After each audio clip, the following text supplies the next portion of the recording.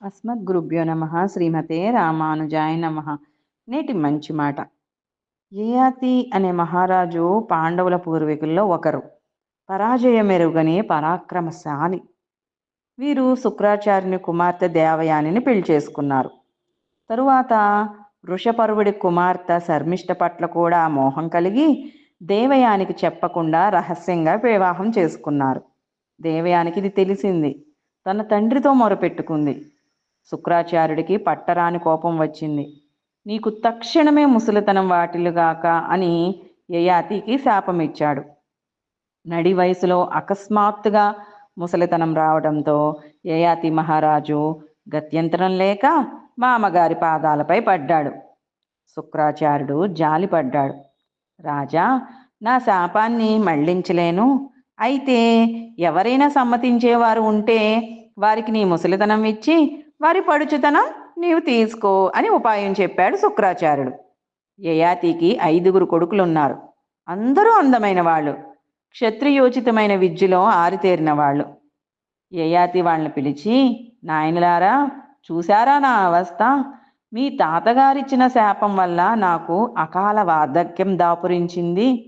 మీలో ఎవరైనా సరే నా ముసలితనం తీసుకొని మీ యవ్వనం నాకు బదులిస్తే మరి కొంతకాలం నేను పడుచుతనం అనుభవించవచ్చు. జీవిత భోగాలు తృప్తి తీరా అనుభవిస్తాను. ఎవరైతే నా ముసలితనం స్వీకరిస్తారో వారికి నా రాజ్యం ఇస్తాను అన్నాడు. పెద్ద కుమారుడు నా వల్ల కాదన్నాడు.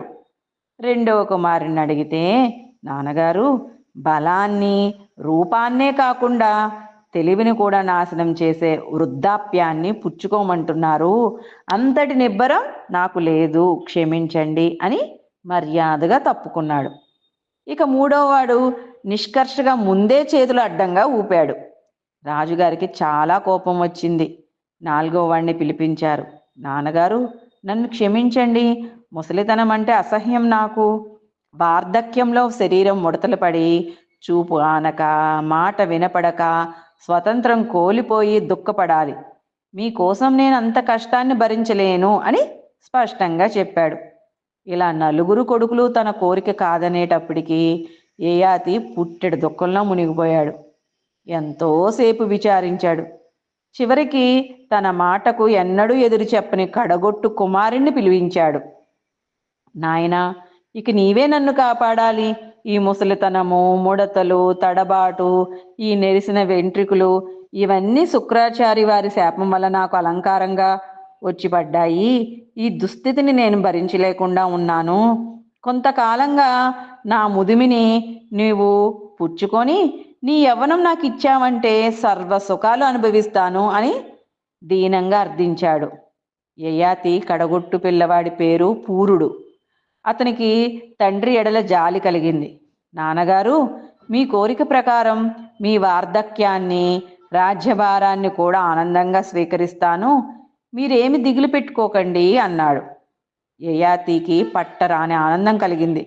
కుమారుడిని కౌగలించుకొని ఆనందించాడు. అలా పూరుడి యవ్వనాన్ని యయాతి తీసుకున్నాడు. తండ్రి ముసలితనం పూరుడు స్వీకరించి రాజ్యభారం వహించి చాలా కాలం జనరంజకంగా పాలన చేశాడు. గొప్ప కీర్తి పొందాడు. యయాతి కుమారుడిచ్చిన యవ్వనంలో సర్వసుఖాలు అనుభవించాడు. కానీ తృప్తి కలగలేదు.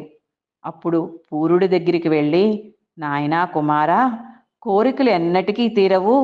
విషయానుభవం వల్ల కాంక్షలు ఇంకా వృద్ధి పొందుతాయే గాని అణగవు.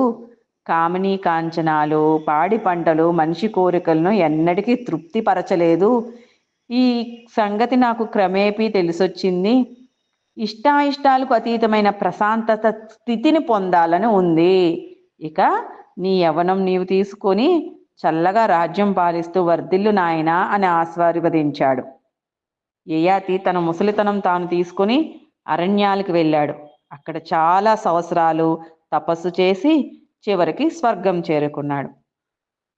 ఈ కథ వల్ల మనం తెలుసుకోవాల్సిన నీతి ఏమిటంటే, అశాశ్వతమైన కోరికలతో మనం మన జీవితాన్ని వృధా చేసుకోకుండా శాశ్వతమైన ఆ పరమాత్మ యొక్క శ్రీచరణాలను చేరుకుందాం. సర్వం శ్రీకృష్ణార్పణమస్తు.